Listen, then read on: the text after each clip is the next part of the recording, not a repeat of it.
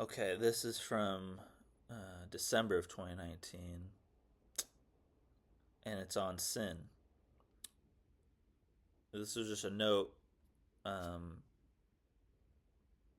you know, of my own feelings that I'd been going through. I wrote that I hadn't connected with God. I think I was describing how my day was. I hadn't connected with God throughout the day. I kept saying no to God, kept saying yes to the world. Now, mind you, I'm already, you know, uh, a Christian here. I'm fully identifying as a Christian by this point, non denominational, leaning toward more the Reformed side of things.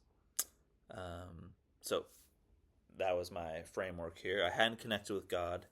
I kept saying no to God, kept saying yes to the world. I finally grew frustrated due to lack of agency and acted out to feel better. So it sounds like something triggered me after a while throughout the day, and I acted out to feel better. But then I have this little insight that I write, which is that when I use, right, which is to say when I act out and use something, I wrote, my goal is not to feel good. My goal is to not feel. And isn't that kind of the case? I mean, I have nearly, what year is it now? I have nearly 15 years sober. By the grace of God, in 3 months, I'll celebrate 15 years of sobriety. But when I drank, when I used drugs, um, it would be that seeking out that numbing, right? I want to change the way I felt.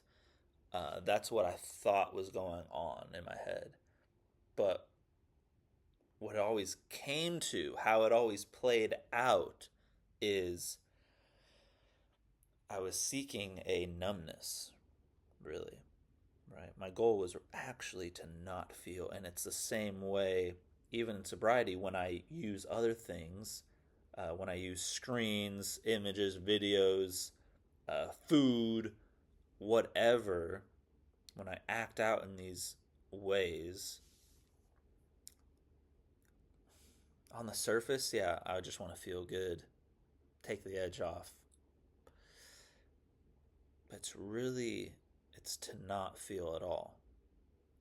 And here I included a couple Bible verses. The first being from the letter of St. James. He says, desire, when it has conceived, gives birth to sin. And sin, when it is fully grown, brings forth death.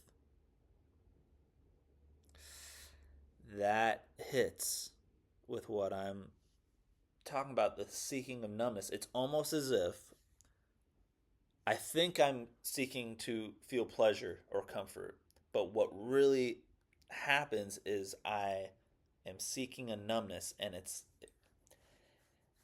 like I'm unconsciously seeking death, seeking nothing. It's almost as if,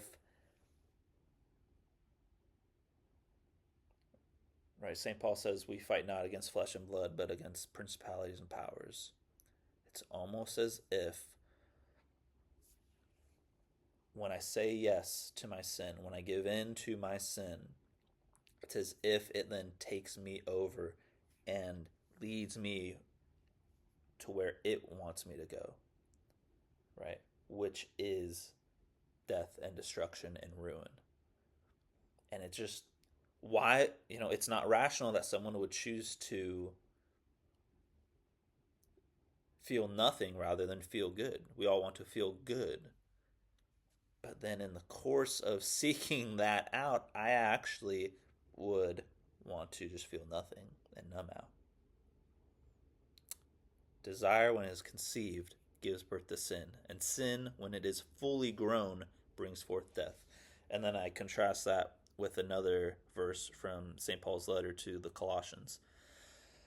Put to death, therefore, what is earthly in you: sexual immorality, impurity, passion, evil desire, and covetousness, which is idolatry. So notice the contrast here. St. James is saying desire, when you say yes to it, gives birth to sin. When sin is fully grown, it brings forth death. St. Paul calls us to what? Put to death what's earthly in us.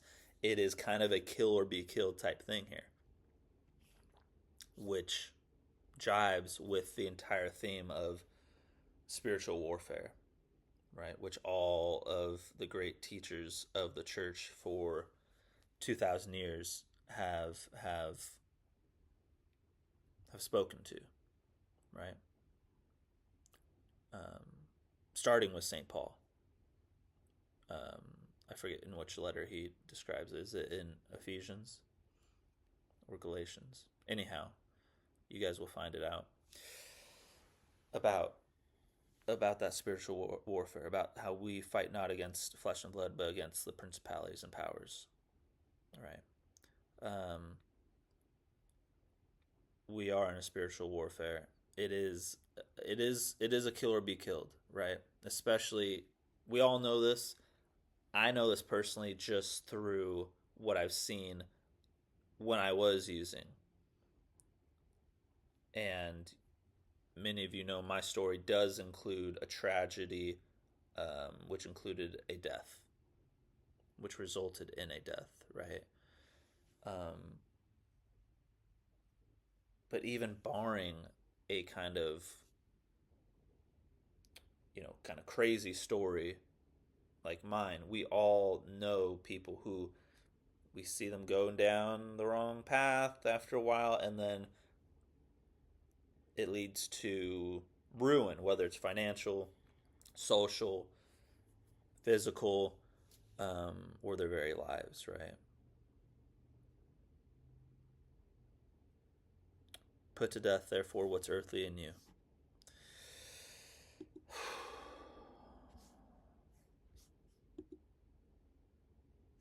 Or say yes to our sin, which always brings forth death. We think we're seeking out some good, but it's a lie. It's a trick. It's a trick. And that's why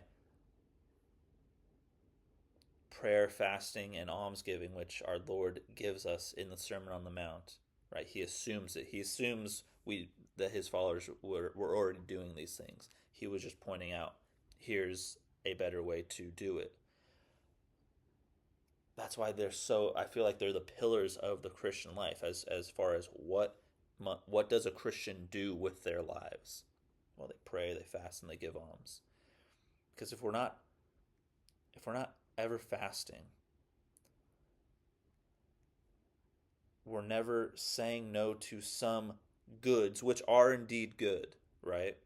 But if we don't say no to those things, we can't be open and available to the greatest good, which is God, right? I'm going to go on tangent on fasting now, and that's not what this video necessarily needs to be about. That can come about in another video, I'm sure. But God bless you all. Trust in God, for He is good.